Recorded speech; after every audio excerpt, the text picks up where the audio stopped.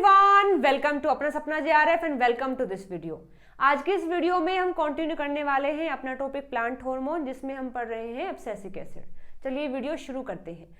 तो अभी हमने स्टार्ट किया हुआ है CSIR नेट लाइफ साइंस जून 2024 के लिए एक सीरीज, जिसमें हम पढ़ रहे हैं प्लांट फिजियोलॉजी यानी कि यूनिट नंबर 6, जिसमें भी हम पढ़ रहे हैं प्लांट हार्मोन्स, और प्लांट हार्मोन्स में भी हम पढ़ रहे हैं एब्सिसिक एसिड, जो कि पार्ट नंबर 2 है। पार्ट नंबर 1 में हमने क्या पढ़ा है ये मैं आपको एक बार बता देती हूँ। तो इंट्रोडक्शन, डिस्कवरी एंड बायोसिंथेसिस, ये हमने पार्ट 1 के अंदर कंप्लीट कर लिए हैं। आई होप आपने वो वीडियो देख ली होगी। नहीं अगर देखी है तो उसका लिंक मैं डिस्क्रिप्शन में दे दूंगी, आप जाकर के देख सकते हैं। आज की इस वीडियो में हम इसका सिग्नलिंग एंड फंक्शन को डिस्कस करने वाले हैं पार्ट नंबर 2 के अंदर। ठीक है, तो यदि आप इन सभी की PDF चाहते हैं, एक्सेस करना चाहते हैं, तो आप मेरा टेलीग्राम चैनल ज्वाइन कर सकते हैं, जो कि अपना सपना JRF 2.0 के नाम से है। जो भी हम यहाँ पर पढ़ते हैं वो सारा कंटेंट आपको PDF की फॉर्म में इस चैनल पर मिल जाएगा, आप इसको ज्वाइन कर सकते हैं। ठीक है, चलिए बढ़ते हैं अपने आज के टॉपिक पर, जो कि है सिग्नलिंग पाथवे। हमें पता है कि जितने भी प्लांट हार्मोन हमने पढ़े हैं उन सभी का कुछ ना कुछ काम होता है प्लांट के अंदर। अब वो काम करते कैसे हैं उसको बोलते हैं उस हार्मोन का सिग्नलिंग पाथवे। जैसे कि हमें पता है कि जो ABA है यानी एब्सिसिक एसिड जो है, उसका काम होता है यदि पानी की कमी हो जाए तो स्टोमेटा जो होते हैं उनको क्लोज करने का काम होता है ABA का। लेकिन वो क्लोज करता कैसे है, किन किन चीज़ों को एक्टिवेट करता है, किन को डीएक्टिवेट करता है, इन सभी को हम ऐड कर देते हैं सिग्नलिंग पाथवे के अंदर।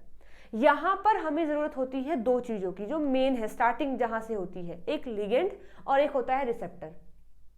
लिगेंड होता है जो इन्फॉर्मेशन लेकर के आता है, जैसे अगर पानी की कमी हो गई है तो स्टोमेटा को क्लोज करना है, ये इन्फॉर्मेशन कौन लेके आएगा? ऑब्वियसली ABA लेके आएगा। तो ABA act as a ligand, और जिससे वो बाइंड करता है ताकि वो इन्फॉर्मेशन आगे ट्रांसफर हो जाए, उसको बोलते हैं रिसेप्टर।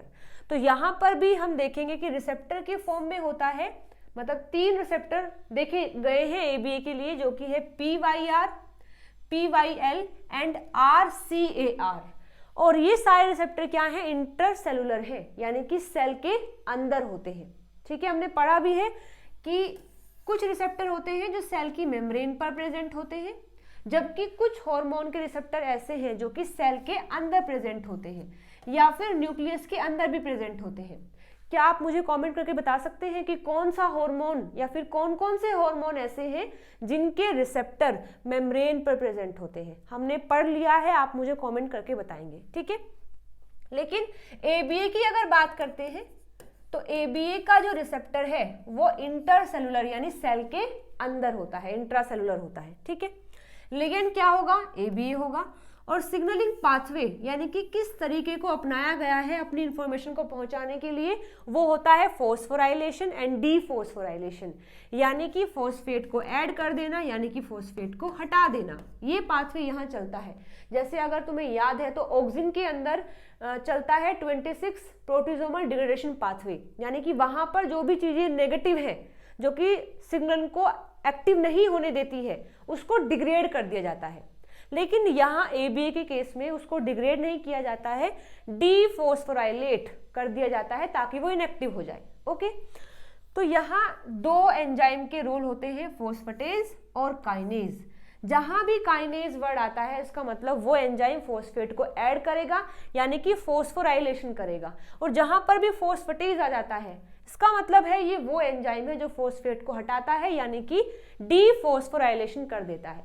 तो यहाँ ABA के केस में एक एंजाइम जिसका नाम है PP2C, ये एक्ट करता है एज अ फॉस्फेटेज, और दूसरा एंजाइम है दैट इज SNRK2 जो एक्ट करता है एज अ काइनेज। ठीक है, इनकी फुल फॉर्म आप यहाँ पर देख सकते हैं, PYR, PYL, RCAR, इनकी फुल फॉर्म यहाँ पर लिखी है, और SNRK2 और PP2C क्या है, इनकी फुल फॉर्म यहाँ पर लिखी है, आप इसको देख सकते हैं। बाकी नाम इन सभी के आने वाले हैं, तो उनको ध्यान से देखिए कौन कौन सा पार्ट क्या क्या काम करता है। ओके, चलिए बढ़ते हैं आगे, तो देखते हैं कि किस तरीके से चीजें ऑपरेट होती हैं। तो यहाँ पर जो PYR है, PYL है और RCAR है, ये मेंबर है स्टार्ट के, यानी कि एक डोमेन होता है। स्टार्ट का फुल फॉर्म क्या है? Steroidogenic acute regulatory protein related lipid transfer domain. Protein super family which contain predicted hydrophobic ligand binding pocket, यानी कि ऐसे रिसेप्टर्स जिनके पास एक हाइड्रोफोबिक पॉकेट होती है अपने लिगेंड को बाइंड करने के लिए। जैसे रिसेप्टर है, किससे बाइंड करेगा? ABA से। तो इस रिसेप्टर के पास एक हाइड्रोफोबिक पॉकेट होती है जिससे उसका लिगेंड आकर के बाइंड करता है, और जिसके पास भी ऐसा डोमेन होता है उनको स्टार्ट की फैमिली में रखा जाता है। स्टार्ट का मतलब ये जो लिखी है लाइन ये होता है। Okay, 14 members of this subfamily have been identified in the arabidopsis. ये जो प्लांट है अराबिडोप्सिस, इसके अंदर ऐसे 14 मेंबर्स देखने को मिले हैं जो कि इसी सब फैमिली से बिलोंग करते हैं। Their nomenclature reflect their discoveries. इनके जो नाम रखे गए हैं, PYR है, PYL है, RCAR है, वो उनके डिस्कवरीज पर डिपेंड करता है कि वो किस तरीके से डिस्कवर हुए थे। जैसे अगर बात करते हैं PYR की, तो इसका मतलब है pyrabactin resistance 1 which shows resistance to the synthetic sulfonamide compound pyrabactin which mimic the ABA action. यानी कि एक कंपाउंड होता है सिंथेटिक, नेचुरल नहीं होता है, सिंथेटिक बनाया जाता है उसको, और उसका नाम है पैराबैक्टीन। और ये पैराबैक्टीन जो है यहाँ पर मतलब प्लांट के अंदर एक प्रोटीन है जिसका नाम है पैराबैक्टीन रेजिस्टेंस, जो कि पैराबैक्टीन से अफेक्ट नहीं होता है, तो उसका नाम रख दिया गया PYR, यानी कि ये पैराबैक्टीन रेजिस्टेंस है। साथ में जो इसके जैसा ही होता है उसको बोल दिया है pyrabactin resistance like protein, that is PYL, और regulatory component of ABA receptor यानी कि RCARS। तो इन सभी के जो नाम है वो उनकी डिस्कवरी पर डिपेंड करते हैं कि वो किस तरीके से डिस्कवर हुए थे, ऐसे ही उनका नाम रखा गया है। ओके, चलिए आगे देखते हैं। तो हमने अभी भी बात की है कि ABA के जो रिसेप्टर होते हैं that is PYR, PYL and RCAR, इनके पास एक हाइड्रोफोबिक पॉकेट होती है जिससे वो अपने लिगेंड को ऐड करते हैं। जैसे आप देख सकते हैं ये एक हाइड्रोफोबिक पॉकेट है और यहाँ आ गया है लिगेंड दैट इज ABA। ठीक है, तो यदि रिसेप्टर से ABA जुड़ा है तो रिसेप्टर एक्टिव होता है और इंटरेक्ट करता है PP2C के साथ में, और यदि रिसेप्टर से ABA नहीं जुड़ा है, मतलब ABA वहां नहीं है, तो इससे बाइंड नहीं करेगा, और इससे बाइंड नहीं करेगा तो ये इनएक्टिव हो जाता है, और जब ये इनएक्टिव होता है तो PP2C से बाइंड नहीं कर पाता है, यानी PP2C फ्री हो जाता है फ्रॉम द रिसेप्टर। ठीक है, अच्छा मैंने ये क्यों बताया है, क्योंकि हमने एक हार्मोन में ऐसा पढ़ा है कि जैसे ही उस हार्मोन का रिसेप्टर, जैसे ही उस हार्मोन और रिसेप्टर का कॉम्प्लेक्स बनता है तो वो रिसेप्टर इनएक्टिव हो जाता है। हालांकि हम कैसे देखते हैं कि जैसे ही लिगेंड आया, रिसेप्टर से बाइंड किया तो रिसेप्टर एक्टिव हो जाता है, लेकिन एक हार्मोन हमने ऐसा पढ़ा है जिसमें जिसकी बाइंडिंग की वजह से उसका रिसेप्टर इनएक्टिव हो जाता है। कमेंट करके आप बताएंगे कि उस हार्मोन का नाम क्या है जो अपने ही रिसेप्टर की बाइंडिंग की वजह से रिसेप्टर को ही इनएक्टिव कर देता है। लेकिन ABA के केस में ऐसा नहीं होता है, जैसे ही ABA अपने रिसेप्टर से बाइंड करता है तो ये एक्टिव, नहीं बाइंड करेगा तो इनएक्टिव। एक्टिव होता है तो इंटरेक्ट करता है PP2C से, अगर इनएक्टिव है तो इससे बाइंड नहीं कर पाएगा, ये फ्री हो जाता है। ये बातें हैं अबाउट द रिसेप्टर। आगे बात करते हैं अबाउट द PP2C। PP2C क्या है? ये एक फोस्फेटेज है, यानी कि फोस्फेट को रिमूव कर देता है, remove phosphate from the SNRK2। SNRK2 क्या है? ये काइनेज है, तो काइनेज पर से ये फोस्फेट को हटा देता है, इसीलिए इसका नाम क्या है? फोस्फेटेज है।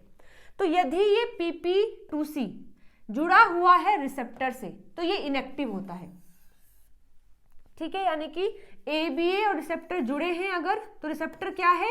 एक्टिव है, और जब रिसेप्टर एक्टिव है तो ये जुड़ा होता है PP2C से और इसको कर देता है इनएक्टिव। ओके, और यदि यहाँ रिसेप्टर मतलब ABA नहीं है तो रिसेप्टर इनएक्टिव है। अगर ये इनएक्टिव है तो ये इससे बाइंड नहीं करेगा, इससे बाइंड नहीं करेगा तो ये हो जाता है एक्टिव, और जब ये एक्टिव होता है तो ये बाइंड करता है SNRK2 से। यानी कि PP2C का ये है कि PP2C का ये है कि ये ना अकेला नहीं रह सकता, इसको बाइंड करना है किसी ना किसी से। रिसेप्टर है तो उससे बाइंड करेगा, रिसेप्टर नहीं है तो SNRK2 से बाइंड कर लेगा, लेकिन एक टाइम में एक से ही बाइंड करेगा। ऐसा नहीं कि अगर रिसेप्टर भी आ जाए और ये भी है तो दोनों से बाइंड कर लेगा? नहीं, इसको बाइंड तो करना है लेकिन एक टाइम में एक से ही बाइंड करेगा। अगर रिसेप्टर एक्टिव है तो ये रिसेप्टर से बाइंड कर लेगा और इनएक्टिव हो जाएगा, और यदि रिसेप्टर एक्टिव नहीं है तो ये बाइंड कर लेता है SNRK2 से और इसको इनएक्टिव कर देता है, खुद एक्टिव हो जाता है। ओके, आई होप मैं ये बात आपको समझा पाई हूं और आप समझ भी गए हैं। अब बारी है SNRK2 की। ये एक काइनेज है, और कैसा काइनेज है? जो किसी भी प्रोटीन के सेरीन पर और थ्रेओनिन पर फॉस्फेट को ऐड करता है, ये ऐसा काइनेज है। Addition of phosphate on serine threonine kinase of target protein, wait a minute, addition of phosphate on serine threonine residue of target protein, for example BGP। ये एक ऐसा प्रोटीन है जिसके सेरीन पर या फिर थ्रेओनिन पर ये जो SNRK2 है ये फॉस्फेट को ऐड कर देता है। ठीक है, अब देखो यहाँ ये जो SNRK2 है, यदि इससे फॉस्फेट लगा है तो ये फॉस्फोराइलेटेड होता है और एक्टिव होता है। यदि इसके पास फॉस्फेट नहीं है, इसका फॉस्फेट हटा दिया गया है, तो ये हो जाता है डीफॉस्फोराइलेटेड और हो जाता है इनएक्टिव। यानी कि SNRK2 दूसरों पर फॉस्फेट ऐड करता है, लेकिन पहले उस पर फॉस्फेट होना चाहिए। वो ये कहता है कि यदि मेरे पास फॉस्फेट है तो मैं सबके फॉस्फेट मतलब ऐड कर दूंगा, लेकिन अगर मेरे पास फॉस्फेट नहीं है तो मैं ऐड नहीं कर पाऊंगा। ठीक है, यानी SNRK2 पर अगर फॉस्फेट लगा है तो वो एक्टिव है, लेकिन अगर नहीं लगा है तो वो खुद क्या है? इनएक्टिव है, और किसी और पर भी फॉस्फेट को ऐड नहीं कर पाएगा। तो अभी हमने अलग अलग देख लिए हैं, इसका काम ये है, इसका काम ये है, इसका काम ये है। एक बार इन सबको एक साथ कंबाइन कर देते हैं और देखते हैं यदि ABA नहीं है तो क्या क्राइटेरिया होगा। अब देखो, अगर यहाँ ABA नहीं है तो रिसेप्टर कैसा रहेगा? इनएक्टिव रहेगा, क्योंकि हमने पढ़ा है कि जब ये अपने ABA से बाइंड करता है तभी एक्टिव होता है, लेकिन यहाँ ABA नहीं है तो ये इनएक्टिव है। अगर ये इनएक्टिव है तो PP2C को तो बाइंड करना है, लेकिन अब इससे बाइंड नहीं कर सकता क्योंकि ये खुद इनएक्टिव है, तो ये जाकर के बाइंड कर लेता है SNRK2 का एक काइनेज डोमेन होता है, उस पर जाकर के इंटरेक्ट कर लेता है, और यहाँ पर ना फॉस्फेट लगा होता है, उसको हटा देता है। ये जो PP2C है इसका काम क्या है? फॉस्फेटेज, यानी कि फॉस्फेट को हटाना। अब जिससे जैसे ये बाइंड किया यहाँ पर, तो यहाँ जो फॉस्फेट होता है उसको वो हटा देता है। ठीक है, यानी SNRK2 पर एक डोमेन है जिसका नाम है काइनेज डोमेन, वहीं पर एक लूप होता है जिसको बोलते हैं एक्टिवेशन लूप, उस पर फॉस्फेट लगा होता है। लेकिन जैसे ही रिसेप्टर इनएक्टिव है, PP2C आकर के यहाँ बाइंड करता है और उसके फॉस्फेट को हटा देता है। जैसे ही SNRK2 पर से फॉस्फेट हटा, ये हो जाता है डीफॉस्फोराइलेट और हो जाता है इनएक्टिव। अब यदि इस पर खुद फॉस्फेट नहीं है तो बाकी पर ये फॉस्फेट ऐड नहीं कर पाएगा और वहां हमें ABA का रिस्पॉन्स देखने को नहीं मिलेगा। ओके, तो ये सब होता है जब ABA प्रेजेंट नहीं होता। यदि ABA प्रेजेंट है तो क्या होगा? देखो, यदि ABA प्रेजेंट है तो यहाँ ABA बाइंड कर लेगा और ये रिसेप्टर हो जाएगा एक्टिव। रिसेप्टर क्या हो जाएगा? एक्टिव हो जाएगा। और जैसे रिसेप्टर एक्टिव है तो ये PP2C को अपने आप से जोड़ लेता है। अब PP2C यहाँ बिजी हो गया है, तो अब SNRK2 पर जो फॉस्फेट लगे हैं उनको नहीं हटा पाएगा।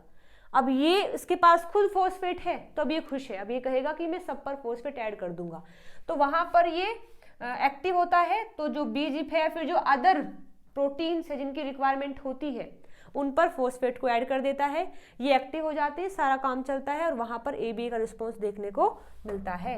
वहां पर ABA का रिस्पॉन्स देखने को हमें मिलेगा। ओके, चलिए एक बार थ्योरी पढ़ लेते हैं। देखो यहाँ, in the absence of ABA, these PP2C bind to the C termini of the SNRK2 and block SNRK2 kinase activity by removing the phosphate group from a region within the kinase domain term as activation loop। जब ABA नहीं होता है तो PP2C SNRK2 के C terminus पर bind कर लेता है, उसके फॉस्फेट को रिमूव कर देता है, जिस वजह से उसकी जो काइनेज प्रॉपर्टी है यानी दूसरों पर फॉस्फेट ऐड करने की जो प्रॉपर्टी है वो लॉस हो जाती है। Because the same domain of the PP2C interact with either the receptor or the kinase, these interactions are mutually exclusive for individual PP2C isoform। यानी ये कहा है कि PP2C के पास एक ही डोमेन होता है, अब उस डोमेन से या तो वो रिसेप्टर से बाइंड कर ले या तो SNRK2 से। यानी PP2C ने अगर बाइंड किया हुआ है रिसेप्टर से तो वो SNRK2 से नहीं बाइंड कर पाएगा, और अगर किया हुआ है SNRK2 से तो वो रिसेप्टर से बाइंड नहीं कर पाएगा, क्योंकि उसके पास एक ही साइट होती है for the attachment. Okay, ABA binding change the conformation of PYR, PYL and RCAR receptors to permit to enhance the interaction with PP2C and thereby repress the PP2C phosphatase activity। यानी जैसे ही ABA bind करता है अपने receptor से तो receptor का जो conformation है वो चेंज हो जाता है, जिस वजह से वो PP2C से बाइंड कर लेता है, और जैसे ही वो PP2C से बाइंड करता है तो उसकी जो फॉस्फेटेज वाली एक्टिविटी है उसको लॉस करवा देता है, रिप्रेस करवा देता है। ठीक है, ओके, अब आगे देखिए। दिस रिलीज SNRK2, जैसे ही PP2C की जो एक्टिविटी है वो रिप्रेस होती है तो वहां पर ये जो SNRK2 है ये रिलीज हो जाता है, मतलब उसका इनिबिशन नहीं होता। Then SNRK2 protein are then free to phosphorylate the many target protein including ion channels regulating stomatal aperture and the transcription factor that bind ABA responsive element to in gene promoters to activate the ABA responsive gene expression। जिससे जैसे ही SNRK2 active होता है तो ये बाकी factors को भी active कर देते हैं, जो जाकर के उन जीन को एक्टिव करते हैं जो ABA का रिस्पॉन्स दिखाने में मदद करते हैं। These same PP2C also interact with other protein implicated in cellular ABA response। ये जो PP2C है ऐसा नहीं कि वो केवल SNRK2 से ही बाइंड करेंगे, बाकी और भी प्रोटीन्स होते हैं जिनसे जाकर के वो बाइंड कर सकते हैं। अदर प्रोटीन काइनेज हो सकते हैं, या फिर कैल्शियम सेंसर प्रोटीन्स हो सकते हैं, या फिर ट्रांसक्रिप्शन फैक्टर्स हो सकते हैं, या फिर आयन चैनल हो सकते हैं जिनकी एक्टिविटी को वो रेगुलेट कर सकता है। कैसे? बाय डीफॉस्फोराइलेटिंग द स्पेसिफिक सेरीन या फिर थ्रेओनिन रेजिड्यू, मतलब उनके सेरीन से या फिर थ्रेओनिन से हटा करके फॉस्फेट उनकी एक्टिविटी को रेगुलेट कर सकता है। The PYR, PYL and RCR dependent signaling pathway play a major role in stomatal closing in the response to ABA। यानी कि ये जो रिसेप्टर है इनकी जो एक्टिविटी है वो डिपेंड करती है जब स्टोमेटा को क्लोज करवाना पड़ता है, वहां पर भी इनका मेन रोल होता है। ओके, तो आई होप यहाँ तक बातें समझ आ गई हैं कि किस तरीके से हुआ है। इस डायग्राम को भी देख लेते हैं। यदि ABA नहीं है, रिसेप्टर इनएक्टिव है, PP2C एक्टिव होकर के इसको इनएक्टिव कर देता है। अब जब ये इनएक्टिव है तो ये फैक्टर जो है ये एक्टिव नहीं होंगे और वहां पर हमें कोई भी रिस्पॉन्स देखने को नहीं मिलेगा। लेकिन यदि ABA प्रेजेंट है तो ये बाइंड करता है अपने रिसेप्टर से, जो जाकर के बाइंड कर लेता है PP2C से। अब ये यहाँ ऐड हो गया है तो ये एक्टिव हो जाता है। अब ये एक्टिव है तो ये इन फैक्टर को भी एक्टिव कर देता है, जो जाकर के जीन से बाइंड करते हैं और ABA का रिस्पॉन्स दिखाने में मदद करते हैं। तो ये है signalling pathway of the ABA। I hope यहाँ तक चीजें समझ आ गई हैं। अब बारी है last topic, that is the function of ABA। तो फंक्शन क्या होता है? सबसे पहले तो बर्ड की जो डोरमेंसी होती है, मानो कोई भी बर्ड है, जैसे बर्ड किस तरीके से होती है, ये कोई भी प्लांट है, ये इसका नोड है और यहाँ से एक बर्ड निकलती है। ये बर्ड आगे ग्रो करके एक पूरी ब्रांच बना देती है, लेकिन हम देख रहे हैं कि ये बर्ड है और ऐसे ही है, कोई ब्रांच बन ही नहीं रही है। तो देखने को मिला है कि वहां पर ABA ज्यादा है, तो डोरमेंसी में मतलब डोरमेंसी कर देता है ये बर्ड की। ऐसे ही सीड को भी डोरमेंट कर देता है, यानी सीड है और अभी फेवरेबल कंडीशन नहीं है कि वो जर्मिनेट कर सके, तो वहां पर ABA प्रेजेंट होता है और सीड को भी डोरमेंट कर देता है। Just opposite to the ABA activity एक हार्मोन है जिसका नाम है GA यानी कि जिबरेलिन एसिड, वो सीड को जर्मिनेट करवाने में मदद करता है, जबकि ABA सीड को जर्मिनेट नहीं होने देता है।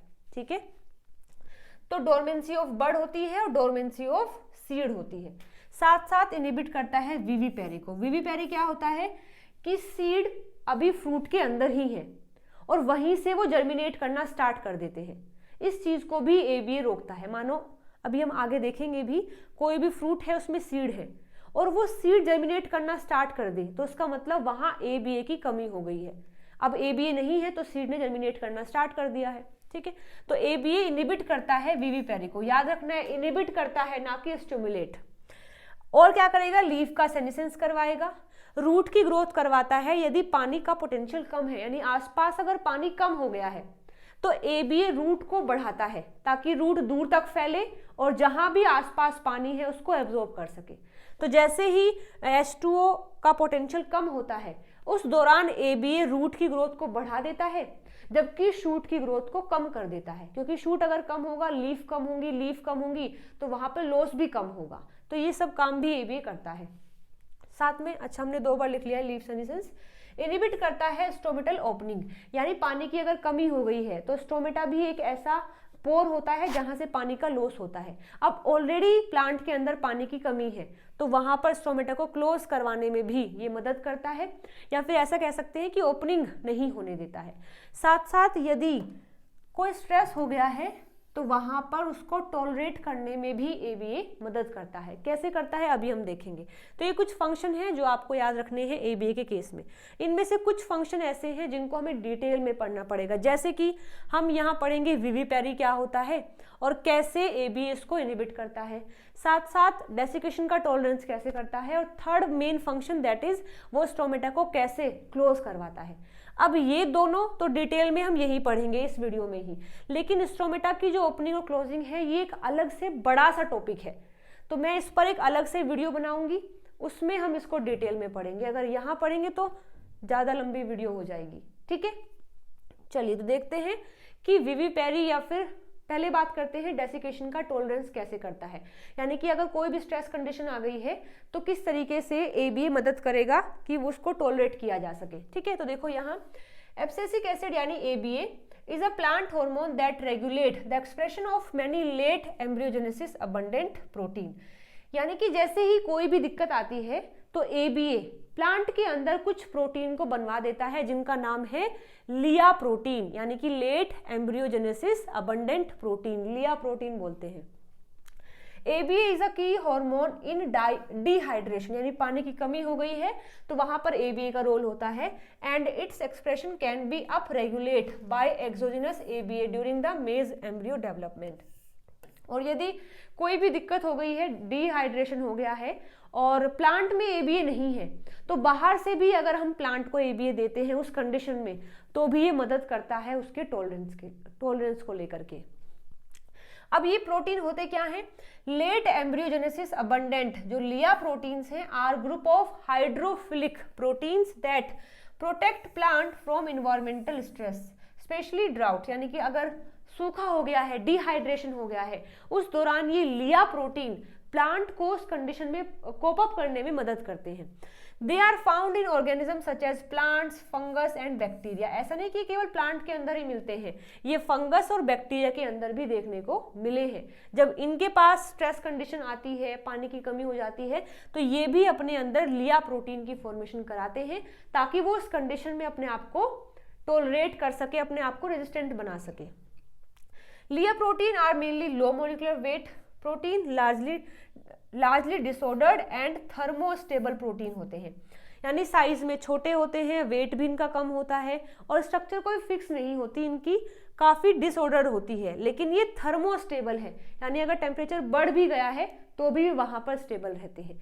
यहाँ से क्वेश्चन भी आया हुआ है, मुझे याद नहीं एग्जैक्टली वो कौन से ईयर में है और क्या है, लेकिन क्वेश्चन यहाँ से आया था अबाउट द लिया प्रोटीन कि वो हाइड्रोफिलिक है या हाइड्रोफोबिक है, इसी में ही आपका सारा आंसर आना था। तो ये एक हाइड्रोफिलिक होता है, थर्मोस्टेबल है या फिर थर्मोसेंसिटिव है, ये भी आपको याद रखना है। साइज में बड़े हैं या छोटे हैं, ये भी आपको याद रखना है। उनकी स्ट्रक्चर लार्जली डिसऑर्डर होती है या फिर ऑर्डर्ड होती है, यहां से क्वेश्चन आया हुआ था, ठीक है। तो ये बातें भी आप याद रखेंगे कि कैसे ABA मदद करता है टॉलरेंस में। तो देखो यहाँ पर जैसे ड्राउट स्ट्रेस हुआ है, यानी कि पानी की कमी हो गई है, तो ABA क्या करता है, ABA अपने EB1 जीन का एक्सप्रेशन कराता है, यानी कि ABA responsive element binding protein को ये फॉर्म करवाता है ABA। कैसे करवाएगा? अगेन ABA बाइंड करेगा रिसेप्टर से, फिर रिसेप्टर PP2C को इनहिबिट करेगा, SNRK एक्टिव होगा, SNRK एक्टिव होकर के इन फैक्टर को एक्टिव करेगा और फिर वो फैक्टर जाकर के ट्रांसक्रिप्शन ट्रांसलेशन करवाएंगे, जिससे वहां पर AREB प्रोटीन बनेगा। ठीक है, जब ये प्रोटीन बनता है तो इसका भी मॉडिफिकेशन होता है, इसको कोई और काइनेज आकर के मॉडिफाइड करता है। जैसे ही ये मतलब कंप्लीट मॉडिफाइड हो जाता है तो इसकी कन्फर्मेशन में चेंज आता है। फिर कन्फर्मेशन में चेंज आने की वजह से यहाँ पर जो एब्सिसिक एसिड बाइंडिंग मतलब रिस्पॉन्सिव एलिमेंट होते हैं उन पर आकर के बाइंड करता है, उनका ट्रांसक्रिप्शन ट्रांसलेशन करवाता है और वहीं से ही हमें लिया क्लास के जो जीन है वो एक्टिव होते हैं और लिया प्रोटीन बनाने में मदद करते हैं, या फिर और अदर रेगुलेटरी जीन है उनकी फॉर्मेशन होती है और ये सारे मिलकर के स्ट्रेस को रिस्पॉन्स करते हैं, यानी कि उसमें टॉलरेंस प्रोवाइड करते हैं। तो इस तरीके से ABA का रोल होता है for the desiccation tolerance. Okay, आगे देखते हैं विविपेरी। हमने पढ़ा है कि ABA विविपेरी को इनहिबिट करता है। क्या होती है विविपेरी? देखो, अभी ये सीड जो है प्लांट पर ही है, लेकिन उन्होंने जर्मिनेट करना स्टार्ट कर दिया है। यहाँ पर देखो सारे सीड क्या हैं, अभी फ्रूट पे ही मतलब यहीं पर है, पेरेंट बॉडी पर ही है, लेकिन जर्मिनेट करना स्टार्ट कर दिया है। यहाँ भी फ्रूट के अंदर ही है सीड, लेकिन जर्मिनेट करना स्टार्ट कर दिया है। इसे बोलते हैं विविपेरी। और ये विविपेरी कब होती है? यदि इनके अंदर ABA का अमाउंट कम हो जाता है, क्योंकि हमने पढ़ा है ABA सीड को डोरमेंट रखता है, लेकिन अगर ABA कम हो गया है तो सीड अब जर्मिनेट करना स्टार्ट कर देंगे। उन्हें ये नहीं पता है कि वो भी कहाँ है, वो जर्मिनेट करना स्टार्ट कर देते हैं। ठीक है, तो vivipary is a natural phenomena where seeds germinate before being shed from the parent plant. अभी वो अपने पेरेंट प्लांट से हटे भी नहीं है और उन्होंने जर्मिनेट करना स्टार्ट कर दिया है। This is called vivipary. Mutation in the ABA synthesis या फिर ABA signalling cause the vivipary, यानी कि या तो ABA बन नहीं पाया और बन गया है तो वो अपना काम नहीं कर पा रहा है, तो विविपेरी हो जाती है। ठीक है, इसको हम प्री हार्वेस्ट स्प्राउटिंग भी बोलते हैं और इसी का ही एक और नाम है प्रिकॉशियस जर्मिनेशन, यानी कि पहले ही जर्मिनेशन हो गया है, हार्वेस्ट होने से पहले ही वो स्प्राउट कर गए हैं। तो ये भी इन दोनों के लिए मतलब इसके लिए टर्म होती है जिसको आप याद रखेंगे। तो मेज के अंदर देखा गया है कि एक जो एंजाइम है जो काम करता है 9-cis इपॉक्सी कैरोटीनॉइड को कन्वर्ट करता है जैंथोजिन में। हमने ये पढ़ा है सिंथेसिस में कि ये कंपाउंड कन्वर्ट होता है जैंथोजिन में, फिर ये साइटोसोल में जाकर के ABA बनाता है। ये जो कन्वर्जन होता है उसको वहां पर कंडीशन मतलब म्यूटेशन हो गया है वहां, कि यहाँ पर जो काम करवा के इसको कन्वर्ट करने वाला था वो उसमें म्यूटेशन हो गया है, उसको बोलते हैं VP14 म्यूटेशन, जिसकी वजह से वहां ABA बन नहीं पाया और ABA अगर नहीं बना है तो वहां विविपेरी हो गई है। ठीक है, तो यदि ऐसी कंडीशन हो गई है कि प्लांट के अंदर नेचुरली ABA नहीं बन पाता है तो हम बाहर से भी ABA अगर दे देते हैं तो वो उसका जो इफेक्ट है थोड़ा सा ओवरकम हो सकता है, मतलब चीजें थोड़ी सी कंट्रोल में आ सकती हैं यदि हम बाहर से ABA देते हैं। Okay, for vivipary synthesis of GA and alpha amylase occur. अब देखो विविपेरी का मतलब क्या है कि ABA कम हो गया है। ABA कम हो गया है तो यानी कि वो सीड को डोरमेंट नहीं कर पाएगा, तो सीड का जर्मिनेशन होगा, लेकिन सीड के जर्मिनेशन के लिए हमें GA की रिक्वायरमेंट होती है और अल्फा एमाइलेज की रिक्वायरमेंट होती है। अगर आपने पढ़ा है मेरा लेक्चर GA वाला तो आपको पता होगा इस बारे में कि सीड के जर्मिनेशन के लिए GA क्यों जरूरी है, क्योंकि GA अल्फा एमाइलेज बनाता है जो सीड के जर्मिनेशन में मदद करता है। ठीक है, तो ABA तो इनहिबिट हो ही गया है, साथ साथ में वहां GA भी होना चाहिए तभी विविपेरी होगा। ओके, तो देखिए जो VP14 म्यूटेंट है मेज का partially block the abscisic acid synthesis in the developing seeds and water stress leaves. The VP14 mutant is a maize genetic reasons that affect the oxidative cleavage step in the ABA। मतलब VP14 जो mutant होता है maize का उसमें क्या होगा कि यहाँ पर जो क्लीवेज होकर के जैंथोजिन बनता है वो स्टेप म्यूटेटेड हो गया है, जिस वजह से ABA नहीं बना है और वहां विविपेरी देखने को मिली है। ओके, यहाँ देखिए आगे, अगर डबल म्यूटेंट हो गया है यानी कि GA भी नहीं है और ABA भी नहीं है तो क्या विविपेरी होगी? अब देखो व्हाट इज विविपेरी। विविपेरी का मतलब है germination of seed, germination of seed, और जर्मिनेशन ऑफ सीड के लिए रिक्वायरमेंट होती है जीए की प्लस अल्फा एमाइलेज की। ठीक है, तो हमने कहा है कि जीए भी नहीं है और एबीए भी नहीं है। एबीए का काम क्या होता है, एबीए आकर के इनको इनहिबिट करता है, जिस वजह से जर्मिनेशन नहीं होता, नो जर्मिनेशन। लेकिन हम कह रहे हैं कि एबीए नहीं है, हम कह रहे हैं एबीए नहीं है, चलो ठीक है, मतलब ये वाला फैक्टर यहाँ नहीं है, ये रोक नहीं रहा है, तो जर्मिनेशन होना चाहिए। लेकिन हम कह रहे हैं जीए भी नहीं है, ठीक है, ये रोक तो नहीं रहा है, लेकिन ये चीजें भी नहीं है जो कि जरूरी है जर्मिनेशन के लिए। तो अगर डबल म्यूटेंट हो गया है, जीए भी नहीं है, एबीए भी नहीं है, तो विविपैरी देखने को नहीं मिलेगी। ओके, तो ये फंक्शन है एब्सिसिक एसिड के जो कि हमने पढ़ लिए हैं, और इसी टॉपिक के साथ में हमने ये टॉपिक कंप्लीट कर लिया है। आई होप आपको वीडियो पसंद आई होगी। कोई भी डाउट अगर लगता है तो कमेंट करके आप मुझसे पूछ सकते हैं। चलिए मिलते हैं अगले वीडियो में नए टॉपिक के साथ में। Till then bye bye, take care.